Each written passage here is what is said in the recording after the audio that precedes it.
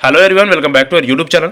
चलिए तो फिर इस वीडियो में हम बात करने वाले हैं छत्तीसगढ़ में डीएड और बीएड की जो प्रवेश परीक्षाएं हुई है उसके बाद जो इनके आगे की प्रक्रिया है उसके बारे में। इस वीडियो में आपको जितने भी प्रोसेस होती है बीएड में एडमिशन के लिए, है ना, बीएड या डीएड में आपको एडमिशन लेना है अब, तो इसकी सारी प्रक्रिया को जानेंगे। आपके रिजल्ट्स कब तक आने वाले हैं, आपके कितने नंबर तक का सिलेक्शन किसी भी कॉलेज में हो जाता है बीएड में, डीएड में गवर्नमेंट कॉलेज के लिए कितने मार्क्स तक के सिलेक्शन होती है, काउंसलिंग प्रोसेस सबसे इंपॉर्टेंट चीज़ होती है, काउंसलिंग प्रोसेस वो कैसे होता है, उसके बाद आपके एडमिशन प्रोसेस में क्या होती है, कितने फीस लगते हैं, और आगे जितने भी जरूरी चीज़ें हैं उन सारी चीज़ों के बारे में हम चर्चा करने वाले हैं डीएड और बीएड को लेकर। चलिए तो फिर वीडियो में आगे बढ़ने से पहले अगर आप चैनल में न्यू तो चैनल हमारा सब्सक्राइब जरूर कर लीजिएगा। आपको इन फ्यूचर इसी तरह से हम बहुत सारे इंपॉर्टेंट कंटेंट प्रोवाइड कराते रहते हैं। सबसे पहले चलिए हम बात कर लेते हैं कि भाई इनके रिजल्ट्स और इनके अभी तक मॉडल आंसर्स भी नहीं आए हैं तो वो कब तक आने की संभावना है। तो सबसे पहले अगर हम बात करें आंसर की का, तो जल्दी ही आप लोगों के आंसर की आप लोगों को देखने को मिल जाएगा इस वीक में आपको आपके प्री डीएड बीएड के आंसर की देखने को मिल जाएगा। उसके बेस पर आप मैच कर पाएंगे कि कितने मार्क्स आप सिक्योर कर रहे हैं प्री बीएड प्री डीएड का जो आपका एग्जाम हुआ है उसके ऊपर। उसके बाद अगर हम चलते हैं रिजल्ट्स का, तो रिजल्ट्स की अगर हम बात करें तो जल्दी ही इनके रिजल्ट्स भी जारी कर दिए जाएंगे आपके आंसर की आने के with in 15 days, 15 to 20 days आपके रिजल्ट्स भी जारी हो जाएगा। ठीक है, ऐसे ही रिजल्ट्स जारी होती है तो रिजल्ट्स के बाद ना एक मेरिट लिस्ट बनाया जाता है। रिजल्ट के बाद आपको काउंसलिंग की प्रक्रिया में भाग लेना होता है जिनको जिनको भी बीएड या डीएड के कोर्स में एडमिशन लेना है।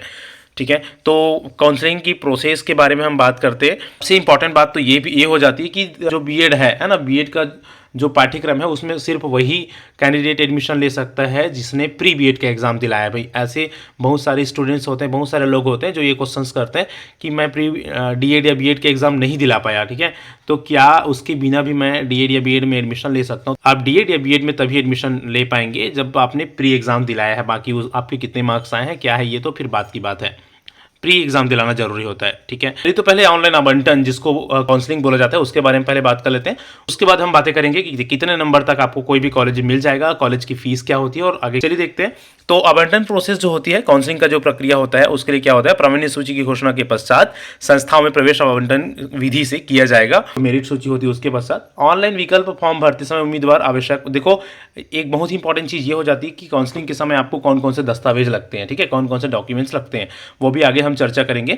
उसके जितने भी जरूरी डॉक्यूमेंट्स हैं ना उनके साथ साथ आपको 350 रुपीज़ का एक फीस लगता है। अभ्यर्थी केवल उन्हीं महाविद्यालयों का विकल्प चुने जहां प्रवेश लेना चाह रहे हैं। देखो आपको ना ऑनलाइन काउंसलिंग होती है। ऑनलाइन काउंसलिंग एक्चुअल में होता क्या है, आपको अब कॉलेज चाहिए, आपने अपना प्री परीक्षा दिला लिया, आपको अब कॉलेज चाहिए तो बहुत सारे कॉलेजेस को आप नाम चुनेंगे उसमें प्राथमिकता क्रम में 1 2 3 4 5 6 एटलीस्ट 10 अलग अलग कॉलेजेस का आप नाम चुनेंगे। ठीक है, आपका एक मेरिट सूची बना है, उस मेरिट सूची के बेस पर फिर क्या होता है, आपको आपके कॉलेज मिलते हैं। अगर आपके अच्छे नंबर होते हैं ना तो आपको पहले नंबर में जो कॉलेज आप चुने हैं वो कॉलेज मिल जाता है। ठीक है, सपोज आपको आपके प्राथमिकता के हिसाब से पहला कॉलेज नहीं मिला तो आपको दूसरे नंबर के कॉलेज को देखा जाता है। अगर आप दूसरे नंबर के कॉलेज भी आपको नहीं मिल पाता है आपके नंबर के हिसाब से, मार्क्स के हिसाब से, तो तीसरे नंबर के कॉलेज दिया जाएगा। इस तरह से ज़्यादा संभावना होती है कि पहला दूसरा तीसरा तक के कॉलेज मिल जाते हैं वैसे। ठीक है, अगर आपके सामान्य नंबर है, ठीक ठाक नंबर है तो भी। चलिए डिटेल में समझते हैं कि कौन कौन सी प्रोसेस या क्या क्या डिटेल्स होती हैं आपकी ऑनलाइन प्रोसेस का। तो देखो सबसे पहले आपको रजिस्ट्रेशन कराना होता है ऑनलाइन काउंसलिंग पोर्टल में जो आपको SCRT के वेबसाइट के द्वारा होता है। SCRT वेबसाइट पर जाकर आप ना ऑनलाइन काउंसलिंग करा पाएंगे।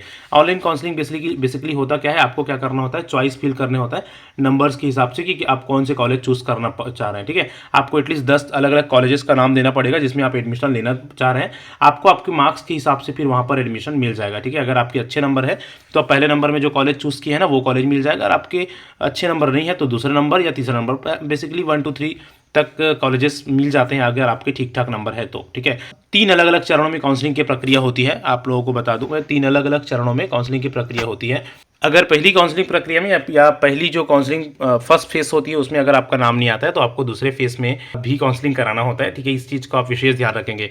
हर काउंसलिंग प्रक्रिया में 2 अलग अलग सूची जारी होती है। जैसे पहली काउंसलिंग आप कराएंगे तो 2 अलग अलग सूची जारी होगा। पहला जब सूची जारी होगा तो जितने भी पोस्ट है ना उसके बेस पर सारे बच्चों को, सारे लोगों को बुलाया जाएगा।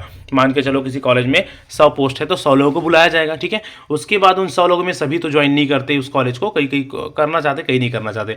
तो सपोज उसमें 60 लोग ज्वाइन कर लेते हैं, 40 सीट अगर बच जाती है तो फिर से दूसरा सूची जारी होता है जिसमें 40 लोगों का फिर से नाम होगा। ठीक है, मतलब सभी कॉलेज मिलाकर जितने भी सीट बच जाए उसके लिए फिर से सेकंड सूची जारी होती है। अगर उसमें फिर से बहुत लोग बच जाते हैं तो फिर क्या होता है, दूसरा फेज़ का काउंसलिंग होता है। दूसरा फेज़ का आप काउंसलिंग कराएंगे, एक और आवंटन फॉर्म भरेंगे आप, ठीक है, फिर से कॉलेजेस चूज़ करेंगे, फिर उसमें भी सेकेंड फेज़ में भी 2 अलग अलग सूची जारी होती है। उसके बाद फिर से सीट बचते हैं, फिर से थर्ड काउंसलिंग होती है, तीसरा फेज़ का काउंसलिंग होता है, उसमें भी 2 अलग अलग सूचियाँ जारी होती है। तो इस तरह से ना 3 अलग अलग चरणों में काउंसलिंग की प्रक्रिया होती है। इस बात का आप विशेष ध्यान रखेंगे, ठीक है। पहली काउंसलिंग में नहीं आया तो आपका सिलेक्शन नहीं हुआ, ऐसा नहीं है। 3 अलग अलग मौके होते हैं आपको सिलेक्शन के लिए, ठीक है।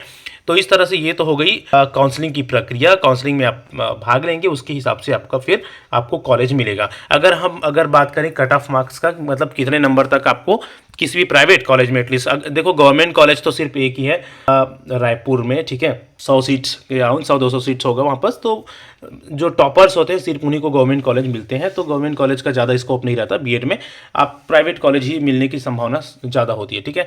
तो इस तरह से 3 अलग अलग चरण की काउंसलिंग के बाद अगर आपको कोई भी कॉलेज मिल जाती है, ठीक है, मार्क्स की अगर हम बात करें तो पिछले साल लगभग 45-46 नंबर तक के लोगों का सिलेक्शन हुआ था प्राइवेट कॉलेज में, ठीक है। क्योंकि देखो पिछले कुछ सालों में ना, जब से वैकेंसीज आना स्टार्ट हुई है छत्तीसगढ़ में शिक्षकों का, तो बीएड और डीएड का जो क्रेज है ना वो बहुत बढ़ गया है, ठीक है।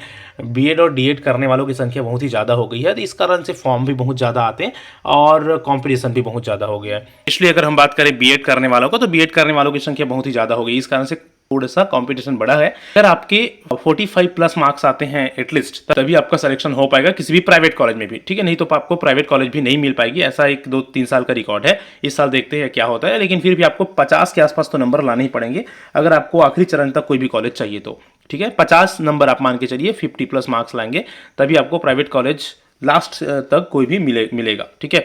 ये तो हुई बात बीएड का। अगर डीएड की बात करें तो डीएड में वैसे बहुत सारे सीट्स है, डीएड में एडमिशन के लिए उतना ज़्यादा प्रॉब्लम्स नहीं होता है। अगर आपने प्री एग्ज़ाम दिलाए हैं, अगर आपने एंट्रेंस एग्ज़ाम दिलाए हैं और आपके ठीक ठाक नंबर नहीं भी है, तो भी आपको ना कोई प्राइवेट कॉलेज मिल जाएगा। बहुत सारे सीट्स इसमें खाली भी चली जाती हैं, क्योंकि ज़्यादातर लोग बीएड करने वाले होते हैं। आजकल डीएड करने वालों की संख्या हो गई है कम, ठीक है। तो इसका फेस टू फेस काउंसलिंग भी होता है डीएड का। जब अगर सीट बच जाते हैं ना, तो बाद में इसका परसेंट बेस पर भी सिलेक्शन होता है। तो इसके डीएड अगर आप करना चाह रहे हैं तो आसानी से आपका सिलेक्शन हो जाएगा अगर आपके कम नंबर है तो भी से, लेकिन बीएड के लिए थोड़ा सा प्रॉब्लम्स होती है अगर आपके कम नंबर है तो, ठीक है। तो ये तो हो गई नंबर्स की बात। चलिए आगे हम चलते हैं। अगर आपको कोई भी कॉलेज मिल जाते हैं तो एक टाइम दिया जाता है, ठीक है, 6 दिन 7 दिन 1 हफ्ते का टाइम दिया जाता है। उस गिवन टाइम में आपको कॉलेज में जाकर अपना एडमिशन प्रोसेस कंप्लीट करना होता है। अगर आप उस दौरान अपना एडमिशन नहीं लेते ना, तो आपके नाम वहाँ से रिजेक्ट हो जाता है, आप फिर वहाँ प्रवेश नहीं ले पाएंगे, ठीक है। अगले फेज में फिर से काउंसलिंग कराकर आप दूसरे कॉलेज चुन सकते हैं। वैसे तो हो गई ज्वाइनिंग की, ठीक है। चलिए हम बात करते हैं अब वो इंपॉर्टेंट प्रोसेस है, उसमें आपको कौन कौन से डॉक्यूमेंट्स लगते हैं, ठीक है। तो देखिए काउंसलिंग के लिए आप ये सारे डॉक्यूमेंट्स तैयार रख लीजिएगा। आपके जो एग्जाम हुए ना, प्री एग्जाम डीएड या बीएड का, उसका एडमिट कार्ड लगेगा, ठीक है। रिजल्ट जो आएगी उसकी रिजल्ट की कॉपी लगेगी। वैलिड फोटो आइडेंटिटी कार्ड लगेंगे आपको, है ना। बर्थ सर्टिफिकेट के लिए 10वीं का मार्कशीट चलता है, इसमें अलग से लगाने की जरूरत नहीं है। 10th-12th की मार्कशीट वही हो गया, ठीक है। अगर आप बीएड करना चाह रहे हैं तो ग्रेजुएशन का मार्कशीट, डीएड वालों को जरूरी नहीं है। आपको जाति प्रमाण पत्र लगेंगे, आपको निवासी प्रमाण पत्र लगेगा, छत्तीसगढ़ निवासी प्रमाण पत्र अगर आप छत्तीसगढ़ के हैं तो, ठीक है। पीएच वगैरह है तो डिसेबिलिटी सर्टिफिकेट, और वही पासपोर्ट साइज फोटोग्राफ जो मैंने बोला, ठीक है। तो ये सारी चीज़ें होती है। अच्छा, ये वैलिड फोटो आइडेंटिटी कार्ड मतलब आपके आधार कार्ड वगैरह हो गए, ठीक है, जो भी आईडी कार्ड है आपके। तो ये सारी इंपॉर्टेंट डॉक्यूमेंट्स हैं जिसको आप तैयार रखिए आपकी काउंसलिंग प्रोसेस के लिए। बहुत जल्द काउंसलिंग प्रोसेस स्टार्ट होने वाली है। रिजल्ट्स जैसे कि मैंने बताया आपको, इस वीक में आपके मॉडल आंसर आ जाएंगे और जल्दी से जल्दी आपके रिजल्ट्स भी जारी कर दी जाएंगे, और ये एडमिशन प्रोसेस बहुत ही जल्दी कंप्लीट हो जाएगा आप लोगों का। देखो डीएड वाले का एक है ऐसा है कि डीएड वालों का सिलेक्शन किसी भी प्राइवेट कॉलेज में आसानी से हो जाता है। बीएड वालों को थोड़ा सा अगर नंबर कम है तो दिक्कतें होती है। डीएड वालों को गवर्नमेंट कॉलेज बहुत सारे हैं, जैसा कि आपको पता होगा, बहुत सारे गवर्नमेंट कॉलेज है। अगर आप अच्छा गवर्नमेंट कॉलेज में कितने नंबर तक सिलेक्शन होगा डीएड वालों का, ये भी एक इंपॉर्टेंट क्वेश्चन होता है। तो देखिए गवर्नमेंट कॉलेज अगर आपको चाहिए तो एटलीस्ट आपको 60 नंबर लाने होंगे, ठीक है। 100 नंबर का पेपर हुआ था, 60 मार्क्स तक अगर आप लाते हैं तो आपके गवर्नमेंट कॉलेज में 60 प्लस नंबर लाते हैं तो होने की संभावना रहती है किसी भी डाइट में, जो अलग अलग जिलों में बहुत सारे सरकारी जो कॉलेजेस है डीएड का उसमें, ठीक है। बीएड का तो मैंने बताया कि सिर्फ लिमिटेड सीट्स है तो उसमें स्कोप कम रहता है। चलिए अब बात कर लेते हैं फीस का कि कितने फीस लगते हैं आपके पूरे कोर्स के दौरान। तो देखिए अगर हम बात करें बीएड का, तो बीएड का लगभग एक साल का 32,000 के आसपास, 31-32,000 के आसपास फीस लगता है आपको। ठीक है, तो 2 साल का आप देख सकते हैं आपको 60-70,000 के आसपास लगेंगे। ठीक है, और अगर हम डीएड की बात करते हैं तो डीएड में आपको अगर गवर्नमेंट में सिलेक्शन होती है तो गवर्नमेंट में तो नॉमिनल फीस होते हैं 3-4 हज़ार के आसपास, लेकिन अगर प्राइवेट में आपकी होती है तो प्राइवेट में 20-21,000 के आसपास आपको फीस लगता है एक साल का डीएड में। ठीक है, तो ये तो हो गई फीस डीएड और बीएड दोनों का, ज़्यादा अंतर नहीं है, 10,000 का अंतर है लगभग। आई होप कि आपको सारी चीज़ें क्लियर हो गई होगी। किसी भी तरह के कोई भी और डाउट्स होंगे आपको तो कमेंट बॉक्स में कमेंट करके जरूर पूछ सकते हैं आप, हम कोशिश करेंगे आपको रिप्लाई करने का।